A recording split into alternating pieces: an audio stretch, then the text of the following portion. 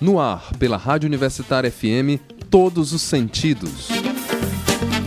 Operação de áudio, Assis Lima. Apoio institucional, Pró-Reitoria de Extensão da UFC. Produção e apresentação, Henrique Beltrão.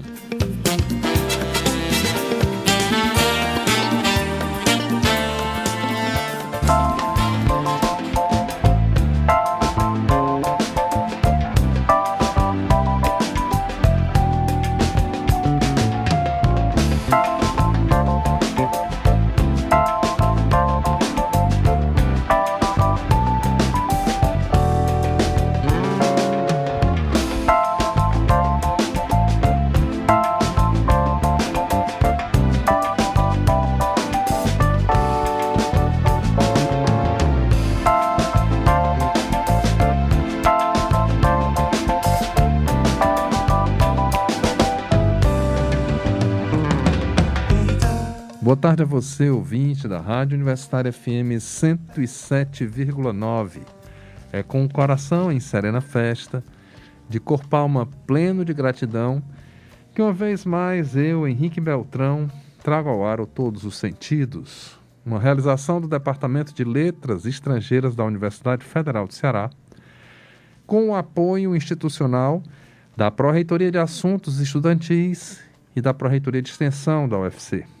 No áudio, Antônio Carlos Lima, na pessoa de quem eu abraço todos os que fazem a Rádio Universitária FM 107,9 desde 1981. Na assistência de produção, Vitória Fabrício e Ingrid Lima, respectivamente dos cursos de Letras e História da Universidade Federal do Ceará. Elas são bolsistas de iniciação acadêmica numa conjunção, num trabalho desenvolvido pela Pró-Reitoria de Assuntos Estudantis e a Pró-Reitoria de Extensão da UFC, que permite fazer deste um espaço de formação para elas no campo radiofônico e no campo da abordagem de pesquisa com a qual eu trabalho, Histórias de Vida em Formação. O Todos os Sentidos está no ar desde 2003, irmanado com Sem Fronteiras Plural pela Paz, que vai ao ar aos sábados às 14 horas, desde 1998. O Todos os Sentidos busca levar ao ar a voz das pessoas com deficiência e daquelas que convivem com elas, no lar, na família, nos estudos, no trabalho, no lazer, nas artes, nos esportes. O Todos os Sentidos também abraça os temas relativos à saúde, hipertensão, diabetes, autismo, esquizofrenia, depressão, psicoterapia, psiquiatria, farmácia, pesquisa e ainda os temas relativos ao bem-estar, como meditação, yoga, acupuntura, homeopatia, antroposofia, enfim. Você pode participar de todos os programas aqui do Todos os Sentidos, ou por telefone ou por WhatsApp, pelo 3366-7474, 3366-7474.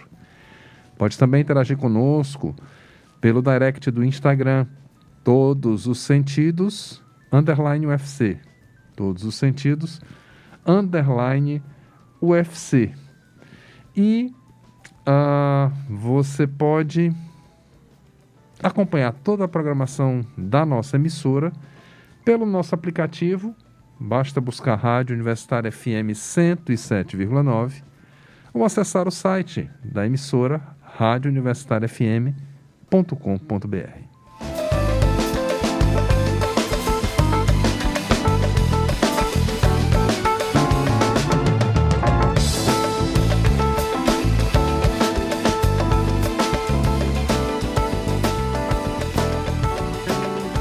Então, como eu disse, o Todos os Sentidos é um programa que cuida do bem-estar das pessoas, da saúde delas, sejam as pessoas com deficiências, seja qualquer um de nós. Por isso nós trazemos aqui à baila temas relacionados a doenças, a transtornos que afetam a saúde mental dos indivíduos. É o que faremos hoje, com a temática autismo, esquizofrenia e depressão, à luz da medicina translacional. 3 desses transtornos afetam uma boa parte, esses 3 transtornos afetam uma boa parte da população brasileira e serão vistos por essa outra perspectiva hoje, porque falaremos da ótica da medicina translacional, uma área da ciência que vem experimentando um crescimento muito expressivo no mundo inteiro. Para não deixar muito suspenso no ar, eu já antecipo que a medicina translacional, a pesquisa translacional busca... Não, deixa eu falar da medicina translacional em si, porque é mais amplo que isso. Ela busca estabelecer uma conexão entre a pesquisa biomédica básica e a inovação em saúde, para gerar produtos, vacinas, fármacos, mas também serviços, políticas públicas que possam beneficiar a população.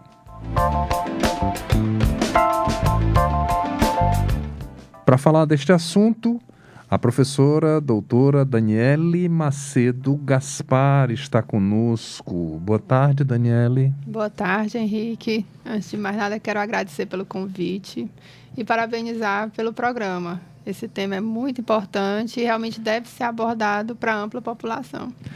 Pois é, eu agradeço a você pela presença.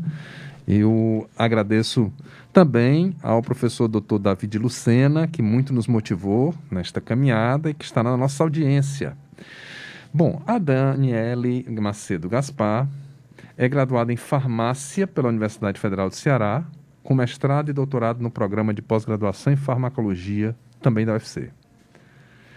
Daniele Gaspar é professora associada de Fisiologia do Departamento de Fisiologia e Farmacologia da Faculdade de Medicina da UFC. Ela faz parte do corpo docente dos programas de pós-graduação em Farmacologia, Microbiologia Médica e Medicina Translacional da UFC. Atualmente, ela exerce o cargo de vice-diretora e coordenadora de programas acadêmicos da Faculdade de Medicina da UFC. Ela é bolsista de produtividade em pesquisa do CNPq nível 1D. É 1D mesmo que diz, né? É pesquisadora do Instituto Nacional de Ciência e Tecnologia, Translacional em Medicina, com sede na Faculdade de Medicina da USP. É membro da Sociedade Brasileira de Neurociências e Comportamento desde 2010 e membro efetivo da Schizophrenia International Research Society desde 2019. No ano de 2021, passou a fazer parte do CovGen, um consórcio internacional que visa estudar os impactos da pandemia por Covid-19 nas futuras gerações. Daniele Macedo Gaspar coordena projetos de pesquisa na área de transtornos do desenvolvimento, como esquizofrenia e autismo, procurando estudar os mecanismos neurobiológicos e reposicionamento de fármacos para o tratamento e prevenção destes transtornos. A professora Daniele já publicou mais de 150 trabalhos científicos originais e revisões de literatura, revisados por pares, além de capítulos de livros. Bom, por essa apresentação, já dá para você sentir o peso da presença da Daniele. O que você ainda não percebeu foi a leveza dela. Minha amiga Daniele, vamos começar situando o nosso ouvinte sobre esse termo que é translacional. O que é pesquisa translacional, medicina translacional, Daniele Gaspar? Bom, Henrique, antes de mais nada, saudar os ouvintes da rádio, né? Esse programa, acredito que seja muito bem acompanhado pela população. É um programa que traz uma temática muito importante, que é a temática da pessoa com deficiência. Então, realmente, a nossa população tem que ficar mais a par dessas pessoas, da necessidade da inserção dessas pessoas em sociedade, entender, né, o modo operante delas. Então, isso é muito, muito importante. Mais uma vez, te parabenizo pelo programa. Sobre medicina translacional, como você bem inseriu o tema, é algo relativamente novo, tá? Porque o que acontecia no passado, anos atrás? A parte de pesquisa básica, ela ficava um pouco dissociada da aplicação clínica, né, da pesquisa clínica.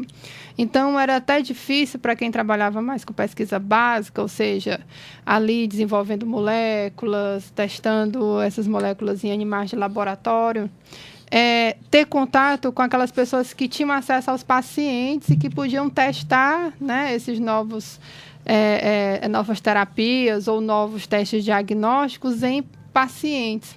Então, a medicina translacional ela veio com essa proposta de integrar mais esses grupos, tá? E aí, então, você vai ter grupos que trabalham com pesquisa básica mais próximos àqueles que trabalham com pesquisa clínica, tá?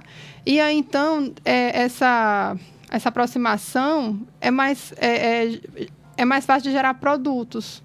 Produtos, no caso, como você bem mencionou, novos medicamentos, novos testes, novos exames, tá? E, nesse contexto, também, o auge de toda essa pesquisa translacional é exatamente você conseguir colocar um produto no mercado, né? E um produto também, não só no mercado, mas em um guia terapêutico, por exemplo, né?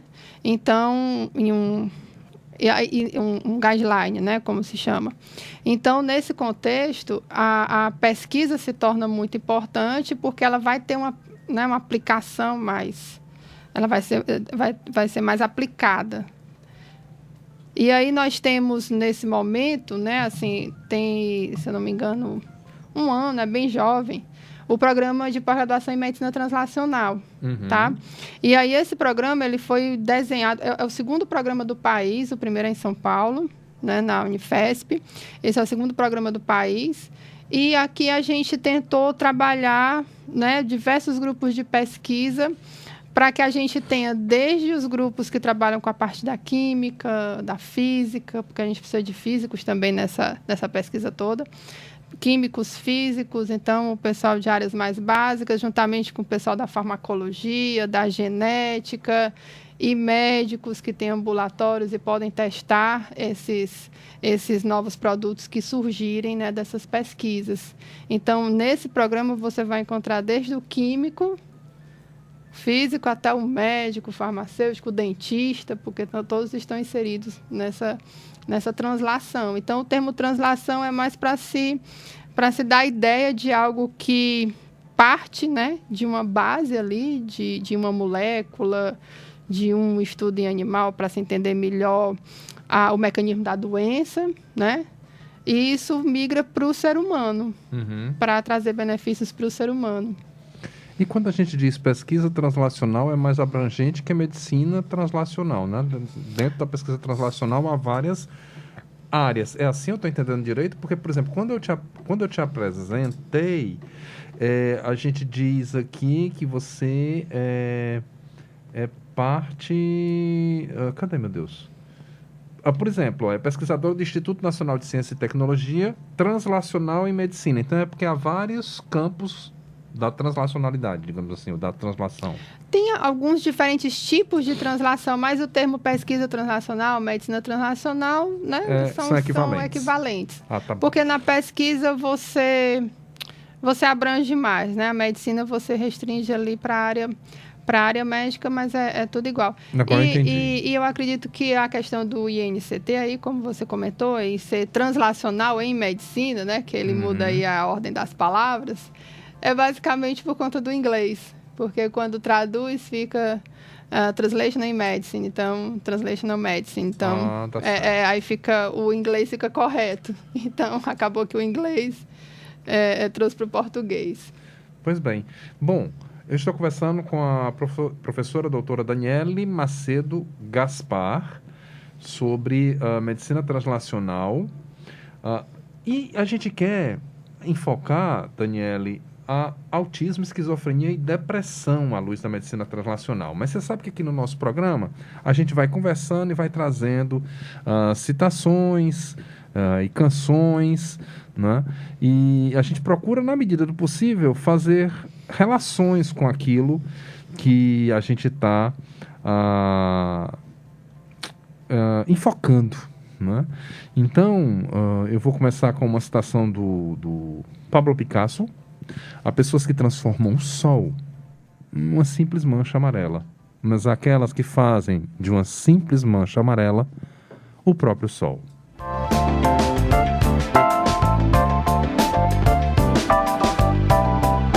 E vamos ouvir uma música muito bem-humorada do Sérgio Sampaio, numa interpretação genial do Luiz Melodia, que fala dessa questão da saúde mental, que se chama Que Loucura.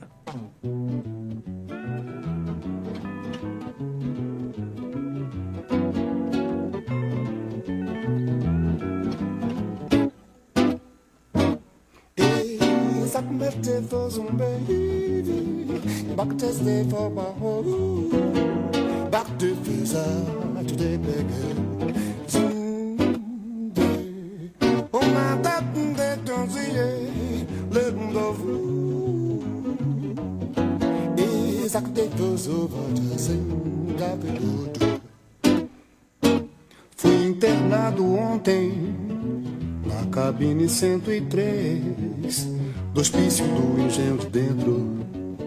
Só comigo tinham 10.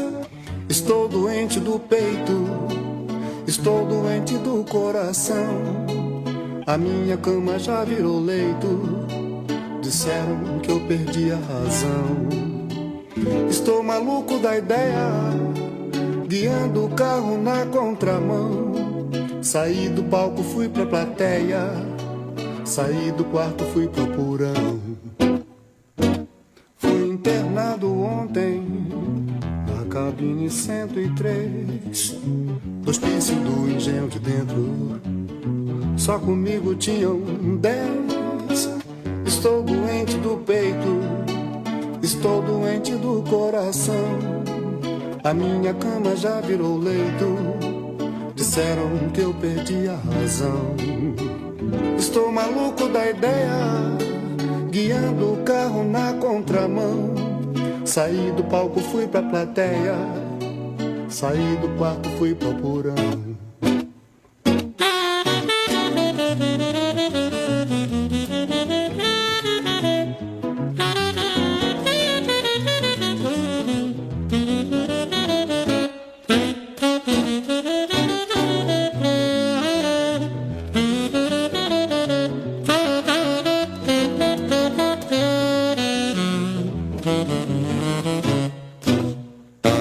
Fui internado ontem na cabine 103 do hospício do Engenho de Dentro.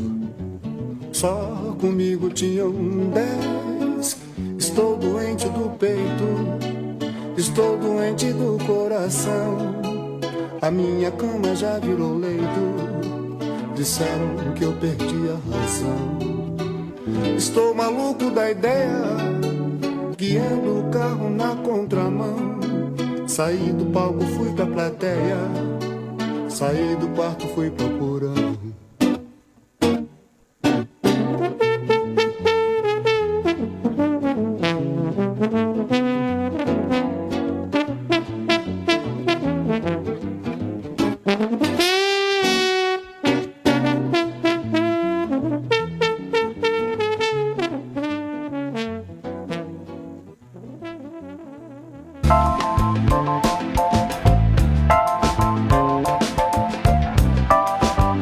Bom, depois de ouvirmos Sérgio Sampaio na voz de Luiz Melodia, vamos continuar conversando com a professora doutora Daniele Gaspar. Daniele, então, a temática envolve autismo, esquizofrenia e depressão à luz da medicina translacional. Esses três quadros, né? Como é que a gente os define? Aliás, primeiramente, são transtornos, doenças, deficiências? O que são? Bom, na verdade, o termo transtorno mental diz respeito a uma condição que não se conhece exatamente as causas, as bases biológicas, ou seja, os mecanismos relacionados ao desenvolvimento da doença, e também que não tem exames, né, sanguíneos ou radiológicos, né, de imagem que consigam ser usados para diagnosticar os transtornos. Então, toda vida que você tem uma situação como essa, uma condição como essa, você classifica como transtorno e não como doença, tá? Então, as doenças que são reconhecidamente doenças, elas têm normalmente um bom conhecimento sobre suas causas, sobre os mecanismos relacionados a essas doenças e, né, testes diagnósticos que podem ajudar a diagnosticar e auxiliar no acompanhamento do tratamento. Os transtornos mentais não têm essa mesma... Certo. E como que a gente define, se é que define de uma maneira diferente à luz da medicina translacional, depressão, esquizofrenia e autismo? Na verdade, assim, a definição é a mesma. A questão é principalmente a seguinte, que na medicina translacional, como é que a gente vai trabalhar com esses transtornos? Primeiramente, é entender melhor as causas relacionadas ao desenvolvimento deles, ou seja, qual o peso, né, de cada causa, possivelmente fator de risco, relacionado ao desenvolvimento desse transtorno mental, né? E para isso a gente usa muito no nosso dia a dia, lá no laboratório, a gente usa muito modelos animais, isso porque nos ajuda a compreender a importância de cada fator de risco para o desenvolvimento daquele transtorno. É muito complicado você fazer isso num ser humano que às vezes chega ali já com 18 anos, 20 anos no consultório, já com o primeiro surto, né, no caso da esquizofrenia, por exemplo. Sim. E ali é uma pessoa que já passou por diversos fatores de risco ao longo da vida. Que a doença dele já pode ter uma base genética, né, ou seja, já vinha ali de uma herança familiar. E, ao mesmo tempo, durante a gestação, a questão de estresse materno, ou então exposição a algumas infecções, né? Que a gente estuda isso também no laboratório. E aí vem ao longo da vida, traumas na infância, questão de abuso sexual, e aí estresse na adolescência. Enfim, aquela pessoa já vem, né, com uma carga ali de um somatório de fatores de risco, que é muito difícil e praticamente impossível o profissional que está ali dizer qual que teve maior impacto para aquele desfecho, para o desenvolvimento daquele transtorno. E aí, então, no laboratório, a gente tenta desmembrar tudo isso, ou seja, expor o animal a um fator por vez e depois a combinação desses, para saber qual teve mais impacto ali no desenvolvimento do transtorno. Então, isso é uma vertente, né? Entender melhor como o transtorno acontece, ou seja, as suas causas, e os mecanismos moleculares, ou seja, os mecanismos relacionados à doença, porque se a gente entende esses mecanismos, a gente consegue desenvolver medicamentos melhor para tratar ou para prevenir, né? Então, por exemplo, a esquizofrenia é uma doença mental que ela é diagnosticada principalmente a partir dos 16, 18 anos no homem, e a mulher ela pode surtar até mais tardiamente. Então, em média, aos 24 anos acontece o diagnóstico da esquizofrenia, pensando em homem e mulher. E aí, então, você tem todo esse tempo para pensar em prevenção, porque essas pessoas vão dando sinais ao longo da vida de que algo não está bem, né? Às vezes é uma adolescente que fica mais isolada em sala de aula, que não gosta de tomar banho, e aí, então, que tem um quadrozinho meio que depressivo, porque isso tudo tá incluído, como a gente chama, no pródromo, ou seja, nos sintomas que antecedem o diagnóstico da doença. Então, ele dá sinais ali no pródromo de que a coisa não está andando bem, e aí depois vem o surto, meu primeiro surto. Então, nesse momento, é um momento que possivelmente venha a ser utilizado como intervenção, né, como estratégia de prevenção no futuro. Certo. A gente só não sabe ainda como prevenir, o que usar para essa prevenção, tá? Se seria algo não farmacológico, alguma terapia alternativa. Alguns estudos têm sido feitos nessa linha, né? Alguma suplementação, tipo ômega 3. Ômega 3 deu um resultado interessante na prevenção, né? Alguns estudos já foram feitos mundo afora, objetivando essa prevenção, tá? Algumas psicoterapias estão sendo também pensadas. Então, a ideia é realmente, através da medicina translacional, conhecer melhor a doença, tá? E aí, então, você entender melhor como você pode trabalhar uma possível prevenção ou até mesmo melhorar os tratamentos, tá? Certo. Porque, como você falou, autismo, né? O autismo já acontece ali na infância. Normalmente a criança é diagnosticada ali com 4 anos de idade, então ela já vem bem antes, né, da esquizofrenia. Então, alguma estratégia de prevenção poderia ser ali durante a a gravidez, né, vida fetal, o início ali de vida.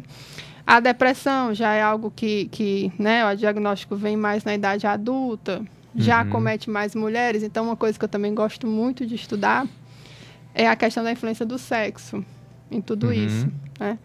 Porque a esquizofrenia e autismo já tem quadros mais graves e mais precoces no homem.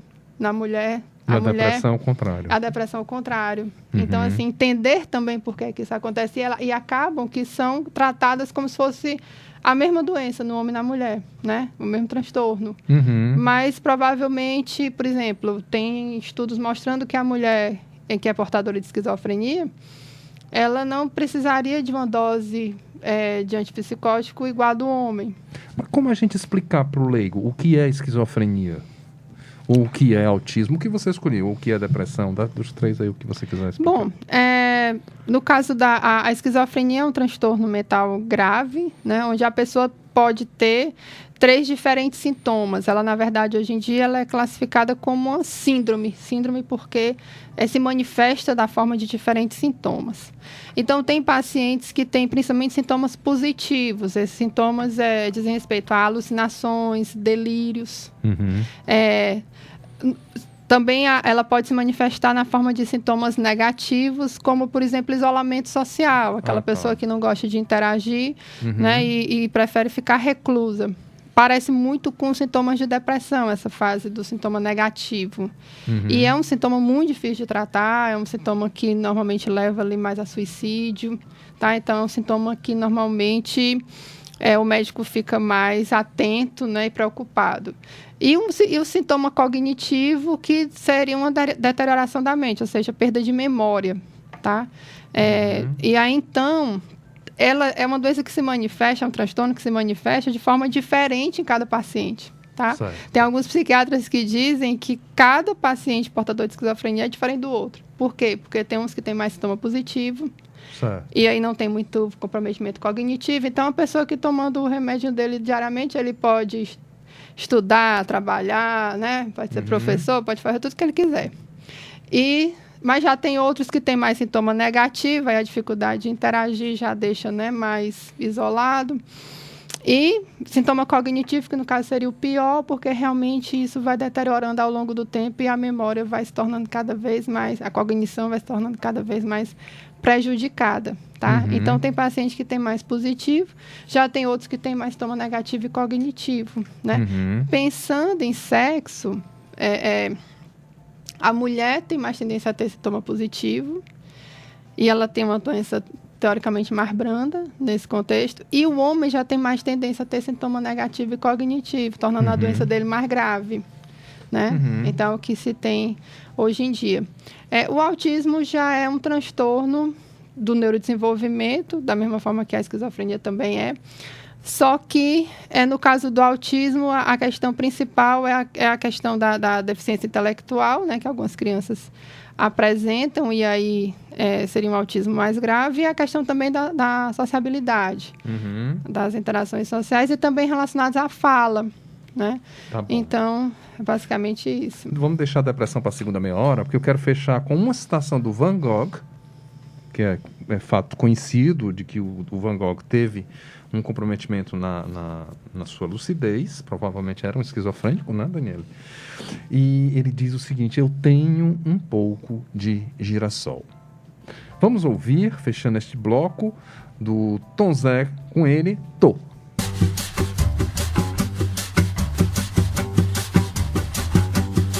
Tô bem de baixo pra poder subir, tô bem de cima pra poder cair, tô dividindo pra poder sobrar, desperdiçando pra poder faltar, devagarinho pra poder caber, bem de leve pra não perdoar. Tô estudando pra saber ignorar, eu tô aqui comendo para vomitar.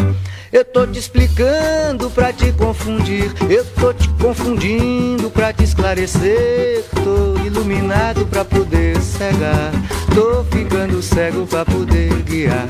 Eu tô te explicando pra te confundir, eu tô te confundindo pra te esclarecer. Tô iluminado pra poder cegar, tô ficando cego pra poder suavemente pra poder rasgar. Olho fechado pra te ver melhor, com alegria pra poder chorar. Desesperado pra ter paciência, carinhoso pra poder ferir, lentamente pra não atrasar, atrás da vida pra poder morrer. Eu tô me despedindo pra poder voltar. Eu tô te explicando pra te confundir, eu tô te confundindo pra te esclarecer. Tô iluminado pra poder cegar, tô ficando cego pra poder guiar. Eu tô te explicando pra te confundir, eu tô te confundindo pra te esclarecer. Eu tô iluminado pra poder cegar, tô ficando cego pra poder guiar. Eu tô te explicando pra te confundir, eu tô te confundindo pra te esclarecer. Eu tô iluminado pra poder cegar e tô ficando cego pra poder guiar. Tô te explicando pra te confundir, eu tô te confundindo pra te esclarecer. Eu tô iluminado pra poder cegar e tô ficando cego pra poder guiar. Eu tô pra te confundir, eu tô te confundindo pra te esclarecer. Tô iluminado pra poder cegar, tô ficando cego pra poder guiar. Eu tô te explicando pra te confundir, eu tô te confundindo é pra te esclarecer. Tô iluminado pra poder cegar, eu tô ficando cego pra poder guiar. Tô te explicando pra te confundir, tô te confundindo. Este é o momento de fazermos uma pausa aqui no Todos os Sentidos pela Rádio Universitária. Daqui a pouquinho a gente está de volta.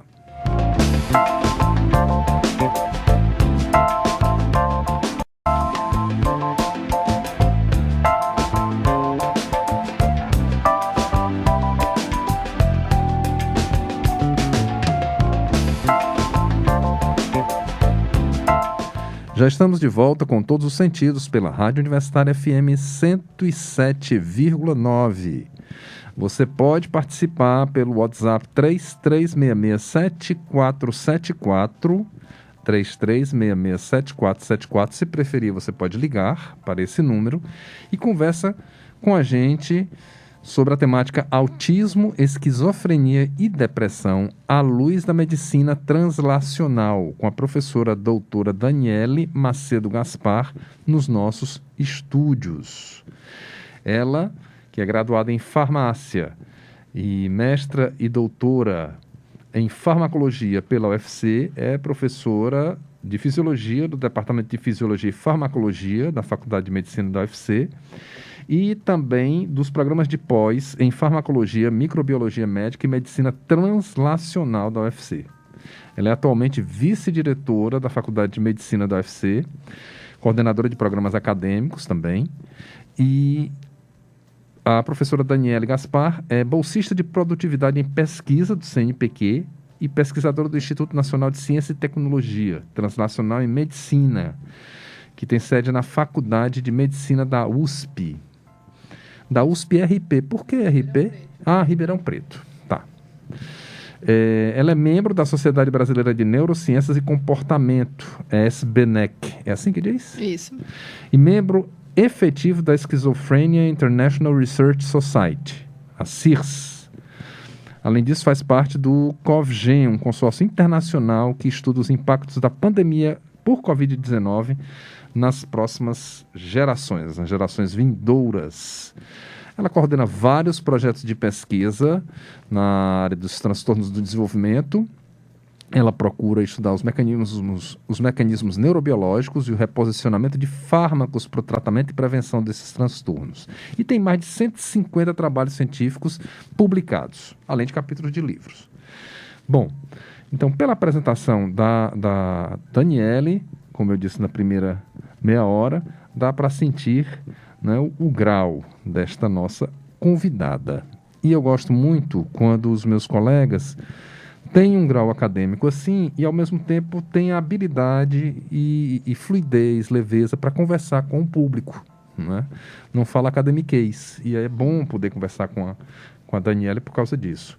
E para quem não é da academia, para a gente ser bolsista de produtividade em pesquisa do CNPq, tem de ter uma publicação substancial. Para ser membro dessas sociedades também que eu citei aqui, é preciso você ser um pesquisador, uma pesquisadora atuante na sua área, reconhecida.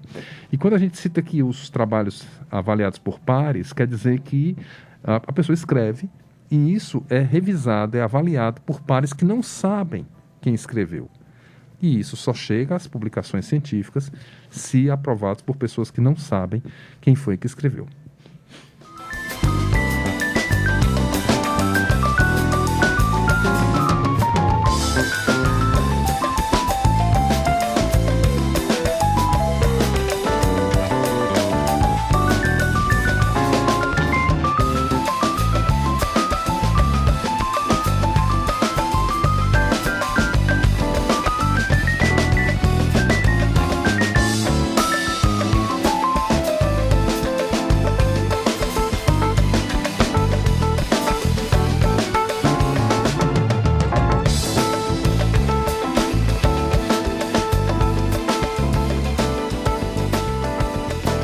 Bom, eu quero aproveitar a sua presença aqui, Daniela Gaspar, para dar uma luz sobre essa questão da orientação de estudantes na sua área. Não é? Eu estou aqui com as orientandas que trabalham, para nossa alegria, aqui no projeto Todos os Sentidos, no Sem Fronteiras, e você lá, quando está orientando pesquisa, quais são as diretrizes, as dicas que você poderia citar aqui? Eu sei que são muitas, mas escolhe algumas aí para você citar, né? Quais são essas orientações básicas que você dá para as pessoas que estão se iniciando em pesquisa, porque entre os nossos ouvintes, há aqueles que podem querer fazer isso, ou há aqueles que não têm nada a ver com a academia, mas querem saber como são as coisas, Sim. Como elas acontecem. Muito, muito importante essa sua colocação, Henrique, porque eu acredito que o princípio, hoje em dia, né, que a gente deve seguir, pensando também na população em geral, é ter muito cuidado com as fontes que a gente obtém aquelas informações, tá? Então, hoje em dia, eu estou vendo que muitos jovens, muitas pessoas, assim, né, da sociedade, elas costumam olhar ali algum vídeo no YouTube e achar que aquilo é verdade, tá? Às vezes, pessoas que não são da área comentam sobre pesquisas, dão sua opinião e influenciam a cabeça de pessoas que não entendem bem o assunto, né? De forma errada. Então, acho que o principal atualmente é ter muito cuidado com as fontes que a gente usa para nos embasar, né? E muito cuidado também com as conclusões que a gente toma em cima dessas fontes, né? Então, isso é o principal e é o que eu oriento mais os meus estudantes. Então, como você falou aí, os nossos trabalhos científicos, a gente tem todo um cuidado para escrever, logicamente, para obter esse dado, questões éticas são muito bem, né, respeitadas, e o trabalho ali do dado para evitar qualquer manipulação, qualquer viés. E esses trabalhos, além de todo esse cuidado que a gente tem aqui, eles são revisados por pares. Então, assim, são pessoas que estão em qualquer lugar do mundo, não são pesquisadores do Brasil, simplesmente, né? Eles estão em qualquer lugar do mundo.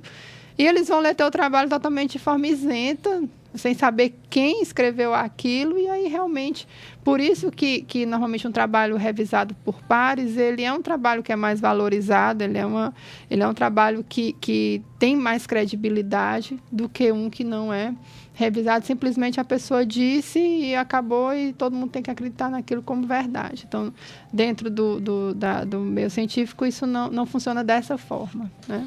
Muito bem.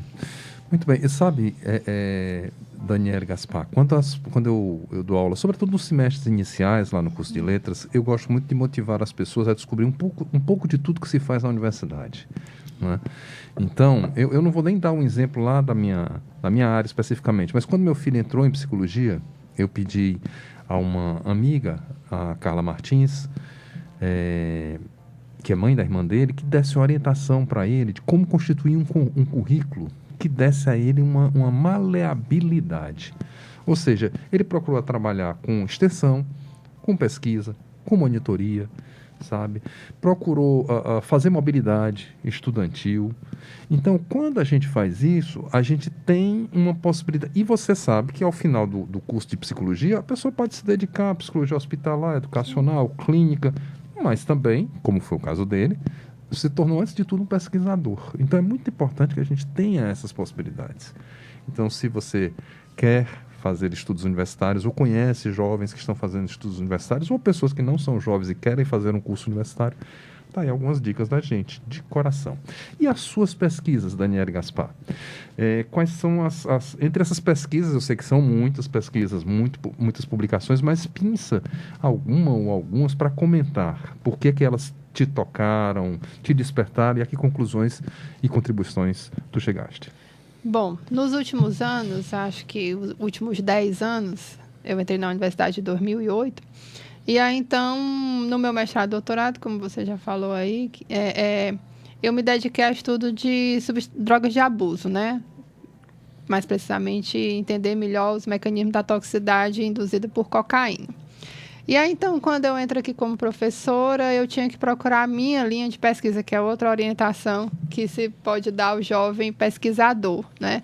Então, quando a universidade contrata a gente, eles querem saber onde a gente pode contribuir, né? E aí, então, eu acreditei naquele momento, a partir de muito estudo e tal, que eu queria contribuir com o melhor entendimento dessas doenças do neurodesenvolvimento.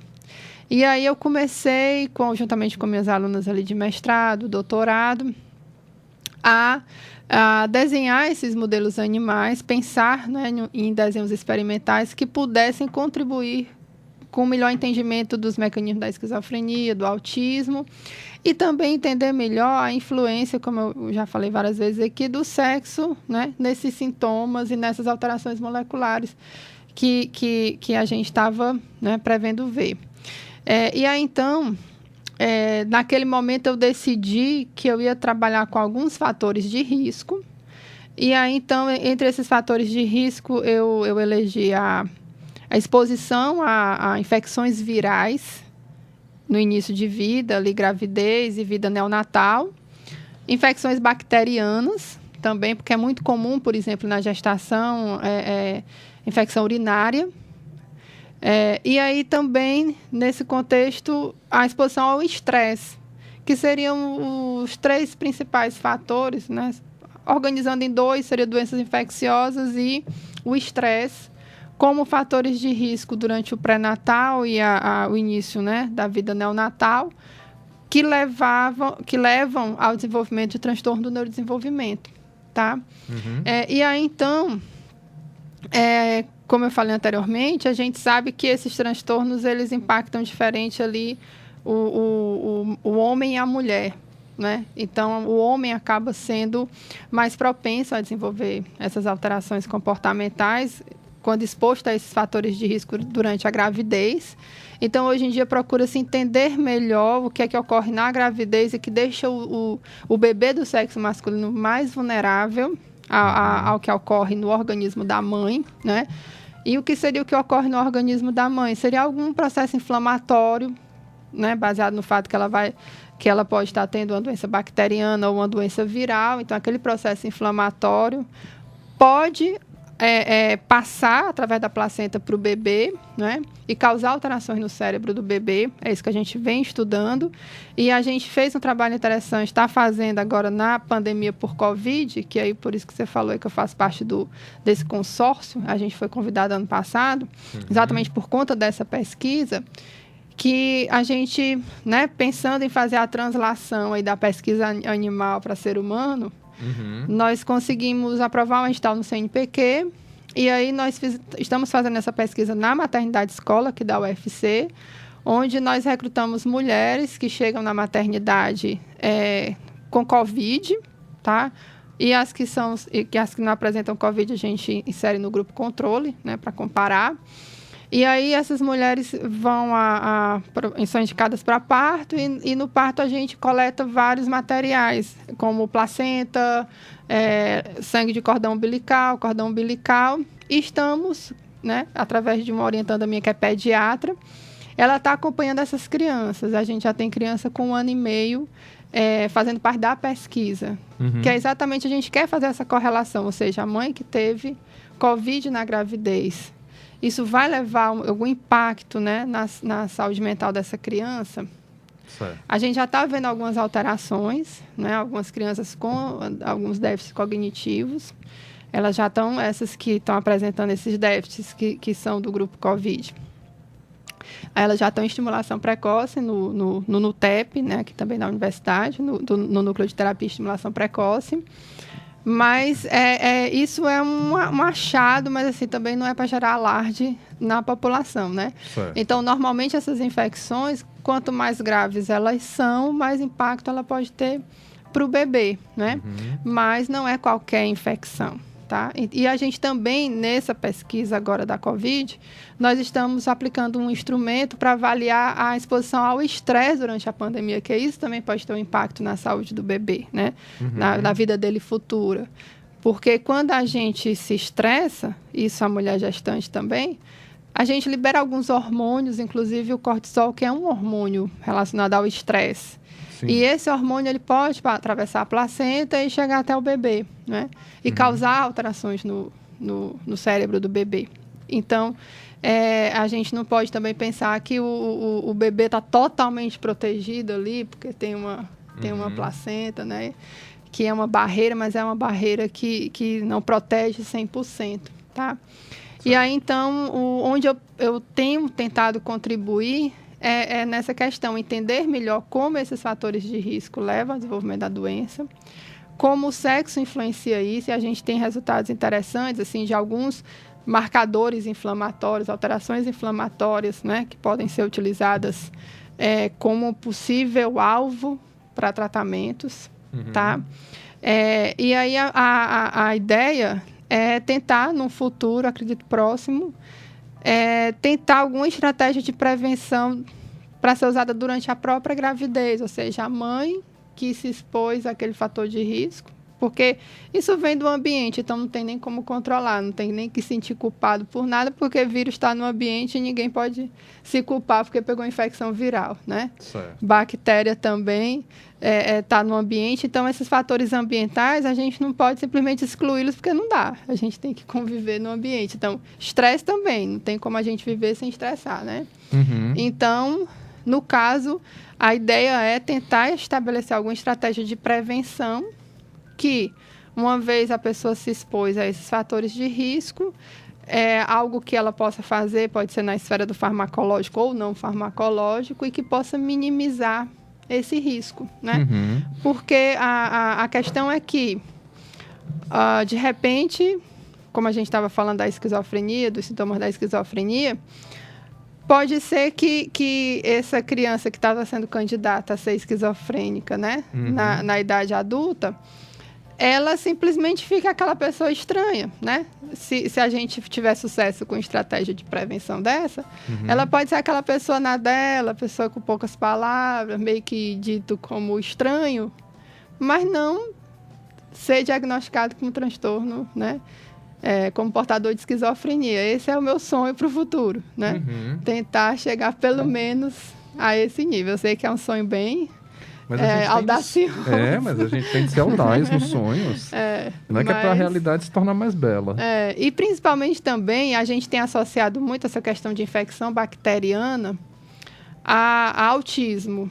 Pelo menos nos modelos animais isso é muito clássico e já está chegando aí evidências epidemiológicas mostrando isso. Infecções bacterianas, infecções graves, né? Por exemplo, urinárias, sendo fator de risco para autismo. Então, seria mais ou menos na mesma linha, né? Tentar estabelecer alguma estratégia de prevenção.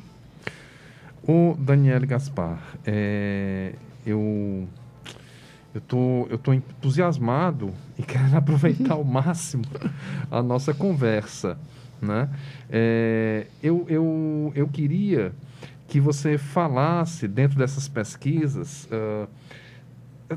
você citou várias possibilidades, mas há algum ou medicamento ou aspecto do estilo de vida, você citou, né? Evitar o estresse, mas que não é...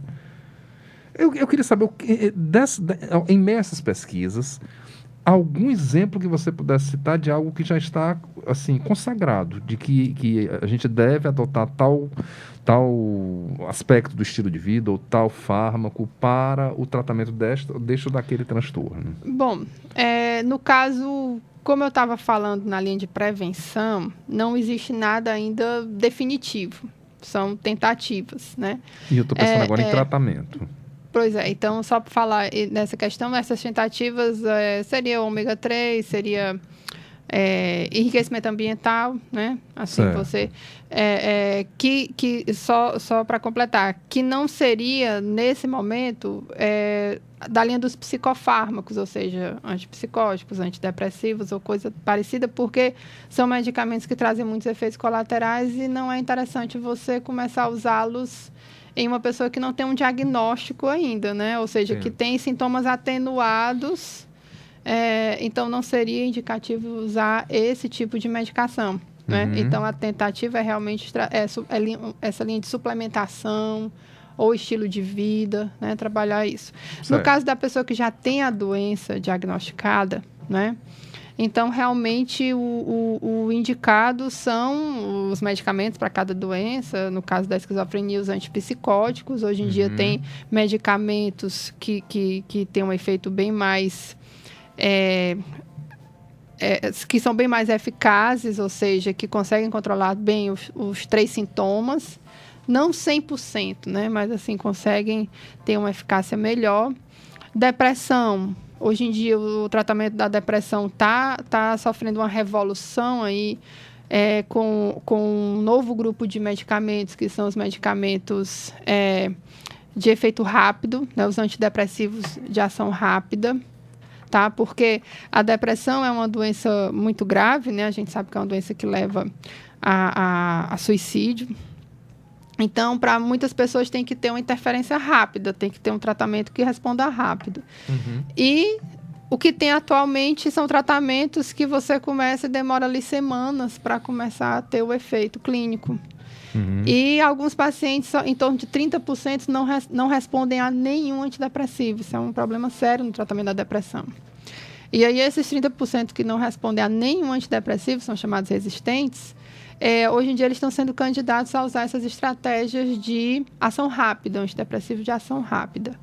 Então, nesse contexto, já tem no mercado, que é a esketamina, né, que classicamente era conhecido como anestésico, mas que entrou na clínica da depressão. E tem estudos em andamento, mas não tem nenhuma aprovação, assim, não está ainda nos guias médicos, né, que seria a ayahuasca, né? Algumas universidades estão estudando o efeito do chá para o tratamento da depressão resistente com excelentes resultados. O que a gente chama de efeito rápido? É a pessoa beber o chá ou usar a ketamina, só que essa questão da ketamina é algo que fica restrito para o consultório médico, só o médico pode fazer e tem que ter um acompanhamento, né, até o efeito ir passando, né, do medicamento. Em torno de 2 horas já se atinge uma melhora. 2 horas e meia você já tem ali uma melhora dos sintomas. E é um efeito que persiste por em torno de uma semana. Então, ele sustenta. O que está se fazendo? Essas estratégias sendo utilizadas enquanto os antidepressivos começam a agir, né? Sim. Então, é algo que está revolucionando aí a clínica da depressão. No autismo, ou se não está agora, para o futuro vai revolucionar. Para o autismo já é algo mais complicado, porque o autismo é um transtorno que está com incidência enorme e, por incrível que pareça, não tem nenhuma medicação desenvolvida exatamente para tratar o autismo. Tem algumas medicações sendo testadas, principalmente para tratar melhor os sintomas de sociabilidade, né? Da questão do isolamento que eles têm. Mas normalmente são usados nessas crianças antipsicóticos, né? Medicamentos que vêm de outra indicação terapêutica, o que a gente chama de reposicionamento de fármacos. Então, realmente, o autismo há uma grande necessidade de se entender melhor o autismo e desenvolver medicamentos específicos para tratar o autismo. Você citou, Daniele Gaspar, né, a ayahuasca. Eu vi que há também trabalhos que apontam o estudo da ayahuasca para a ansiedade e para a dependência de dependência química, sim, não é? Sim. Muito Com bem. excelentes resultados. Para a dependência química, quem vem tentando, né, estudos clínicos para a dependência química tem obtido excelentes resultados. Até mesmo em modelos animais. Eu vi um trabalho recente que realmente reverteu a busca que o animal fazia pela substância de abuso. O uso da ayahuasca reverteu por completo esse comportamento. Daniele Gaspar, eu tenho pouquíssimos minutos no ar, mas eu queria entender só uma coisa, que eu acho que ainda dá tempo, né, Lima? Pode dispensar a música, hoje vou ficar aqui concentrado. Quando você fala modelo animal, não é? É porque a gente testa em alguns mamíferos, a gente, que eu digo vocês, Sim. né? Mas depois testa também em pessoas. Como que isso é feito para que chegue a nós, seres humanos? Bom, é uma excelente pergunta. Na verdade, assim, toda essa pesquisa, ela começa no modelo animal, principalmente quando você está desenvolvendo um novo medicamento. Primeiro você testa no modelo animal para saber o perfil de segurança daquela substância, saber se ela realmente vai, né, ter uma eficácia. E aí, no caso, em havendo um resultado positivo, daí você aplica no ser humano, né? Você desenha um estudo clínico, porque um estudo clínico sempre é muito complicado, é um estudo muito caro, porque você vai ter que ter profissionais ali acompanhando, fazer exames, né?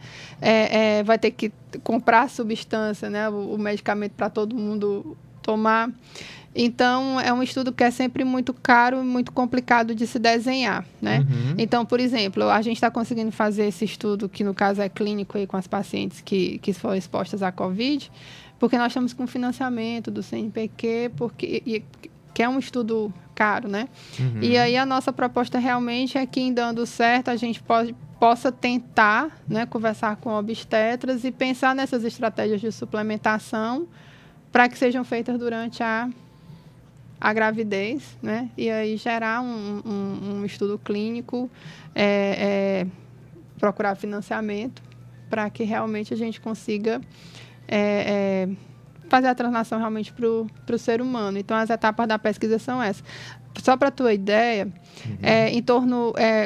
normalmente se começa ali com 10 mil moléculas, testando como novos fármacos, e das 10 mil moléculas testadas, apenas uma entra no mercado. Sei. Então, e aí depois de 15 anos de pesquisa, né?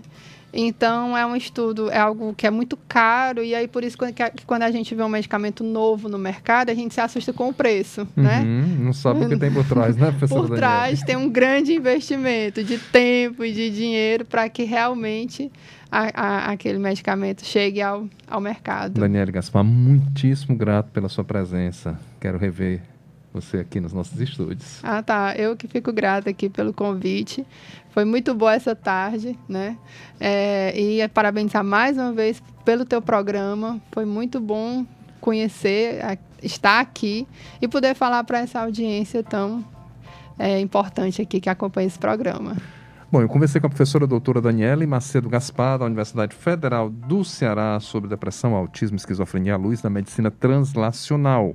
Por hora, eu apenas convido vocês para nos reencontrarmos na quarta-feira que vem às 14 horas, aqui no Todos os Sentidos, e no sábado que vem, do Sem Fronteiras, Plural pela Paz, às 14 horas. Eu agradeço à professora Daniele Gaspar. Leve meu abraço para todos da família, muito especialmente para o meu amigo Ulisses Gaspar, muito querido. E Lima, muito grato a você, grato Vitória Fabrício, Ingrid Lima, grato também ao professor Dr. David Lucena, que nos inspirou nessa caminhada, não foi, Daniele? Claro. ele trabalha juntamente com a professora Daniele Gaspar nas pesquisas. Um grande abraço, viu? Tudo de bom, paz e poesia.